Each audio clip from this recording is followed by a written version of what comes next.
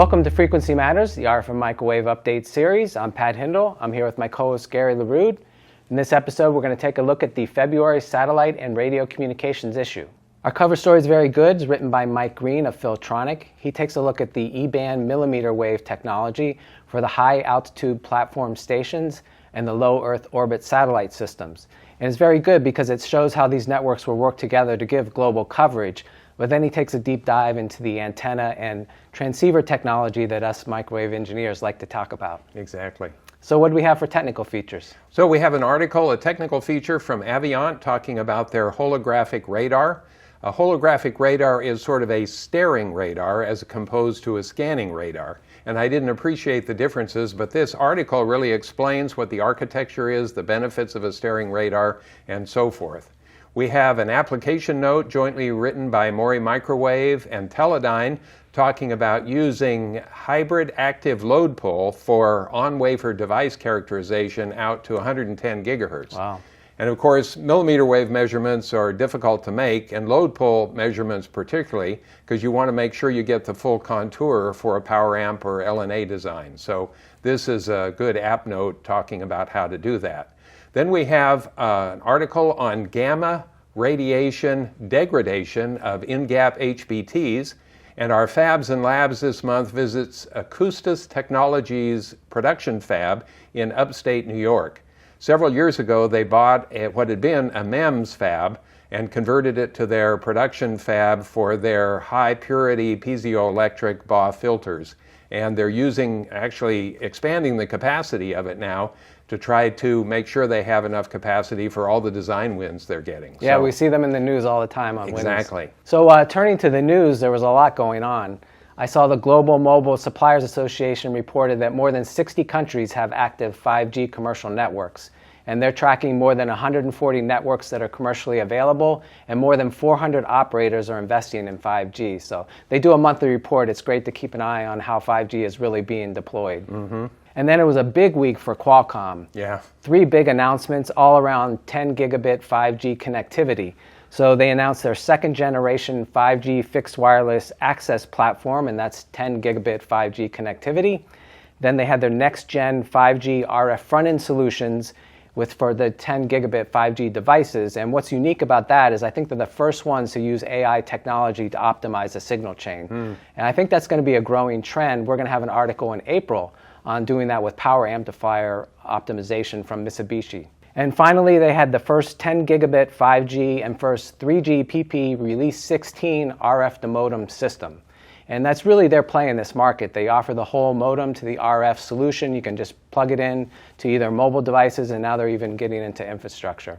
And that's the one advantage they have over some of the other suppliers. And so, Gary, you and I have been tracking the 5G millimeter wave companies. There's been a slew of them into the market, and we came across a couple more, which I consider pretty newcomers. Yes. Ottava announced a wideband solution for a beamformer IC. It operates from 24 to 48 gigahertz with a single IC beamformer chip. I think that's the widest band we've ever seen. Mm-hmm. And so it can cover all the millimeter wave bands currently being used for 5G, plus SATCOM and DoD applications. Right. So it's a really flexible solution for a lot of applications. Yeah, very impressive.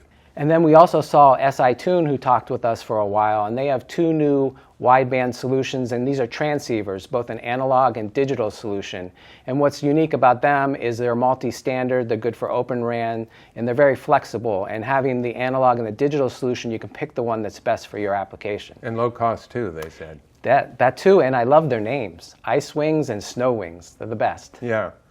So what did you see in the news? Well, back to Qualcomm and their modem, MediaTek announced their first 5G millimeter wave modem. And so they join now Qualcomm and Samsung with this capability. And it's significant because MediaTek has a large market share with Asian phone manufacturers. So you can expect to see some Asian phones with this chip in it probably this year. Then IDC announced the Q4 phone numbers, and they said that Apple took the record with something like 91 million phone shipments, not a surprise with the iPhone 12 being released, and Samsung was number 2 at 74 million, so quite a difference there. Good news that the overall shipments were up around 4.3% year over year. So Q4 of last year was the last non-pandemic quarter, And now with Q4 of this year being up, that's a good sign, I think. And then the last thing, Starlink has filed some data with the FCC saying they have more than 10,000 beta users, and all of them are getting better than 100 megabit per second down, 20 megabit per second up, and that 95% of them are seeing less than 30 millisecond round-trip latency. Wow. So that's impressive. They are expanding their beta program. I think what they're actually doing is inviting people to sign up, and then they're selecting people to fill in certain geographic areas. So I think they're load balancing in effect.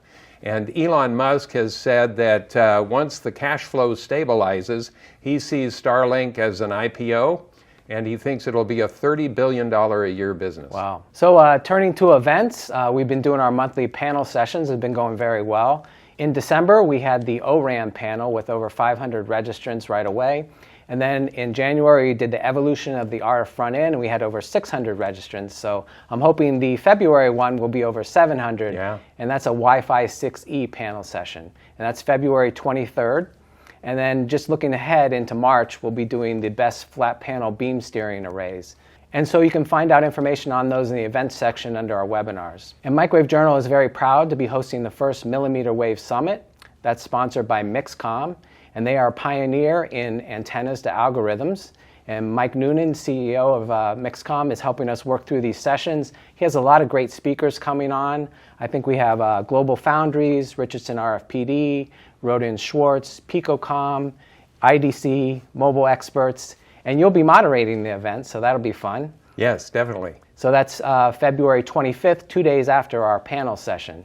And you can sign up for that at microwavejournal.com/millimeterwave summit. So you've been already working on some of those sessions, right? Yes, because of the large number of presenters, we're trying to pre-record everything so it'll be fast-paced, very high data rate presentations, which I guess makes sense for millimeter wave, doesn't it? Yeah, and we'll have an early session for Europe and US, early East Coast time. Right. And then late East Coast time, we'll be hitting the Asian markets. Yeah, exactly.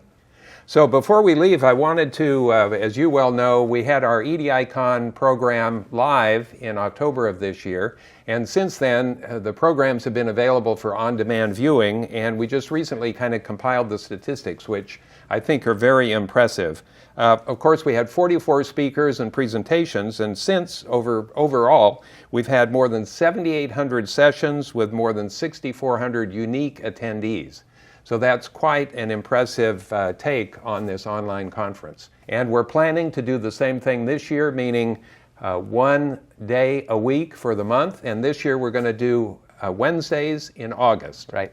Because the fall gets really crowded. So late summer sounds like the best time. Yeah, with the pandemic, everybody's pushing all their events to the fall and winter. Exactly. Well, that's it for this episode. We want to thank our sponsor, RFMW, a pure play technical distributor. Pure play means that they only focus on RF microwave, and they have the who's who of RF microwave and millimeter wave companies in their line card. Thanks for watching, and we'll be back in a couple weeks.